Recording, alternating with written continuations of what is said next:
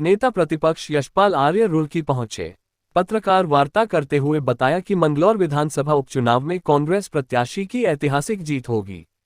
Roorkee Manglaur road स्थित hotel में आयोजित प्रेस वार्ता में उन्होंने कहा कि भाजपा ने स्थानीय नेताओं को हाशिए पर पहुंचा दिया है। बाहर से आयातित एक ऐसे व्यक्ति को पार्टी का उम्मीदवार बनाया है जो मंगलौर क्षेत्र तथा यहां की जनता से बिल्कुल ही अनभिज्ञ है।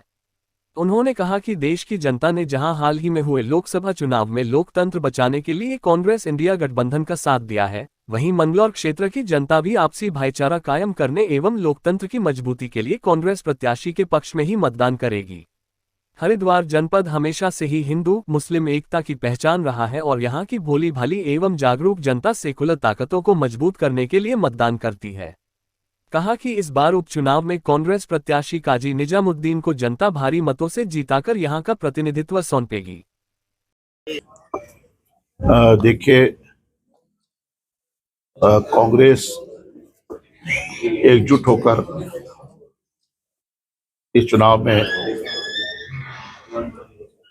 पूरी ताकत के साथ, पूरी शक्ति के साथ लड़ रही है और जिस तरह का वातावरण देखने को मिल रहा है कि कांग्रेस की विजय सुनिश्चित होगी, ऐसा मेरा मानना है। यहाँ के महान मतदाताओं ने जिस तरह से लोकसभा के चुनाव में भारी मतों से हमारे लोकसभा के प्रत्याशी को विजयश्री दिलाई और जो हमारे सिद्धांत है, जो हमारे मूल्य हैं, जैसा मैंने कहा कि हमारी विचारधारा है और सबको साथ लेके चलने की सर्वधर्म संभाव की विचारधारा है और हरिद्वार अपने आप में एक मिसाल है, कौमी एकता की, भाईचारे की, सर्वधर्म संभाव की मिसाल है।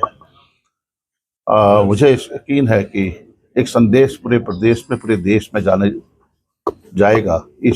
चाहे बद्रीनाथ का चुनाव हो, चाहे मंगलौर का चुनाव हो। मैं मंगलौर में भी आया हूं और बद्रीनाथ भी मैंने देखा है, करीब से देखा है कि जनता ने मन बना लिया है बदलाव का और जिस तरह से पूरे प्रदेश में भ्रष्टाचार, कानून, गिरती हुई कानून व्यवस्था, नदी नाले जंगल सब बेच दिए गए हैं और भ्रष्टाचार की सारी हदें पार कर दी गई है। विकास अवरुद्ध हो चुका है और जो किसान है आज भी मायूस हैं। इन्होंने कहा था कि हम 2022 तक किसानों की आय को दुगना करेंगे। क्या आय दुगना हुई है? आज न्यूनतम समर्थन मूल्य के लिए किसानों ने आंदोलन किया और 750 से लगभग हमारे किसानों को अपने प्राणों की आहुति देनी पड़ी। सरकार तानाशाही तरीके से सरकार चलाना चाहती है पूरे प्रदेश और देश भर में, लेकिन मुझे यकीन है कि इस चुनाव में हम देखिए, उपचुनाव जो मंगलौर का होने जा रहा है उसमें काजी निजामुद्दीन जी कांग्रेस की तरफ से प्रत्याशी हैं और सबसे मजबूत प्रत्याशी के तौर पे वो खड़े हुए हैं और उनको जिताने का कार्य हर कांग्रेसी नेता, हर कांग्रेस कार्यकर्ता एकजुट होकर करेगा और आप देखिएगा भारी बहुमत से काजी निजामुद्दीन जी अपना इलेक्शन, ये बाई इलेक्शन जो है जीत कर आएंगे।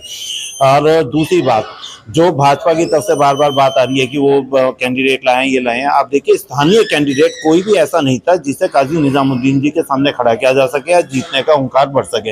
इसलिए उन्हें बाई पोर्ट जो है, मतलब उन्हें बाहर से ही कैंडिडेट लाना पड़ा और पहले उसको भाजपा ज्वाइन करानी पड़ी, फिर उसको उनके सामने खड़ा करना पड़ा। तो जैसे कहते हैं ना, बलि का बकरा किसी को बनाना, तो वो कार्य जो है उनके सामने काजी निजामुद्दीन जी के सामने करने का कार्य जो है भाजपा ने किया है।